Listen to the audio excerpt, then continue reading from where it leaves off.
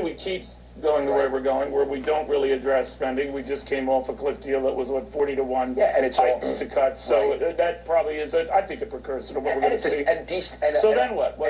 How do you get a boom out of that? See, what makes this scary is that we are destimulating the economy as these programs. I think that's. I know. So how do you get out of that? Listen, you want to get out of that? You got to get the right people in government. I mean, anybody to think that raising taxes on people who make $400,000 a year is going to do anything to the deficit and is not going to hurt this economy, not hurt small businesses. Charlie, I'll disagree with you two here. Look, you're overlooking it.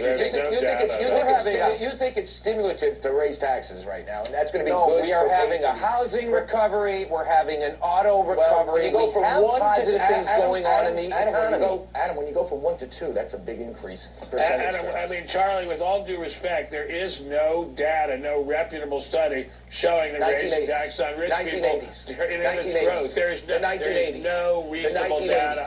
Sir, from 82 to 88, from 82 to 88, every year, Mr. Reagan raised taxes. After that first time, a massive tax cut, which took down rates dramatically, which plugged loopholes, which did what we're supposed to be doing now. Calm down. This is Okay, so there are a couple things to take away from that. Number one, when somebody is that loud and that adamant and they're screaming repeatedly trying to get their one point through, you know they're really not very well educated. I mean, 1980s, conversation over, I win, ha ha ha ha ha ha. No, dude, no, you're wrong, and let me explain why you're wrong. So let's address a couple of the things that they talked about there. The first thing that he said that was factually incorrect, I'm talking about Gasparino. He said raising taxes doesn't lower the deficit. That literally makes no sense and is flat out false. Absolutely, raising taxes does lower the deficit. Now, it's one thing to say, well, hey, wait a second. There are bounds of reason, so you can't, if you were to raise it as high as like a marginal income tax rate of 90%, right? Then of course that's not going to be good for the economy. But of course raising taxes lowers the deficit. What is raising taxes? Raising taxes is a way for the government to get revenue. When the government gets revenue, what are they doing? Lowering the deficit.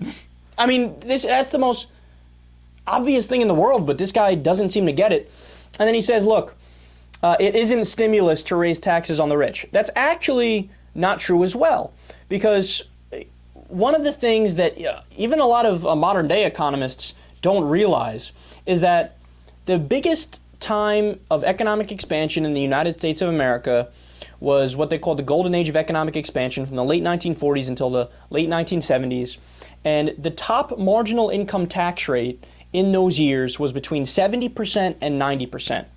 Now, that's not to say that the government literally took 70% or 90% of your money. That term marginal is very important, because that means that every dollar over like 3 million or so was taxed between 70% and 90%. And then there were loopholes and deductions, etc. So that wasn't the full amount that they paid. But they certainly paid much higher taxes than they do today, and we had the best expansion in American history. Now, why is that the case, right? Because it's not just enough to say, hey, that happened during that time period, therefore there is definitely a causation correlation. That's not a sufficient argument.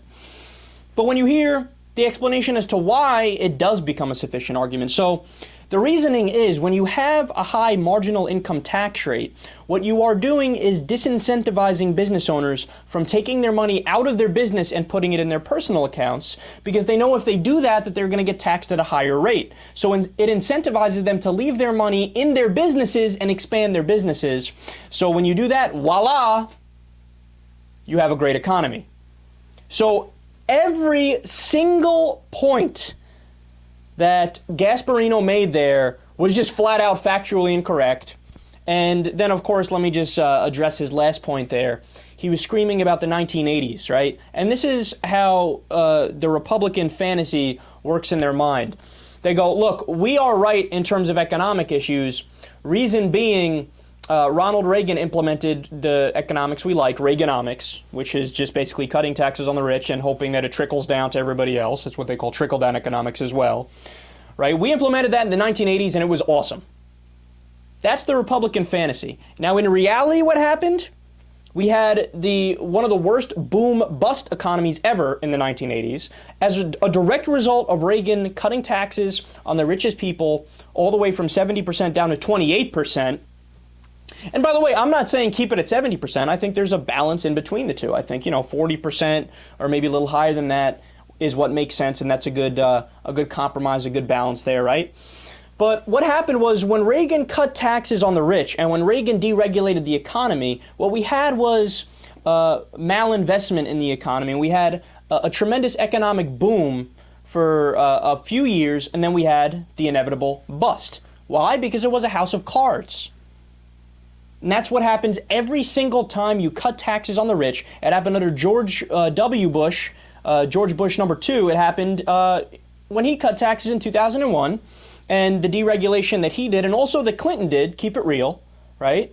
And that is what led to the Great Recession of 2008. I mean, no economic lesson could be more clear than having low taxes on the rich does not correlate with sustainable expansion within the economy. If anything, the opposite is true.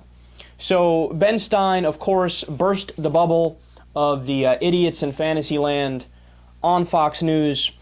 And I just wish that Ben Stein had more time to respond and explain in detail, like I just did now, to all the people that were listening to Fox as to why that guy Gasparino, he's just flat out not correct.